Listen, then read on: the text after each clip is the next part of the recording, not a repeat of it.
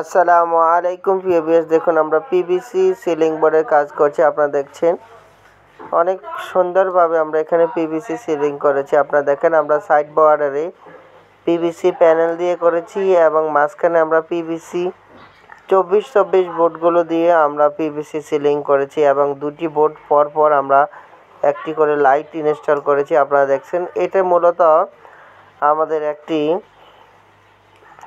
Medicine দোকান অথবা pharmacy আর কি, শোরুম। এখানে আমরা কাজ করেছি।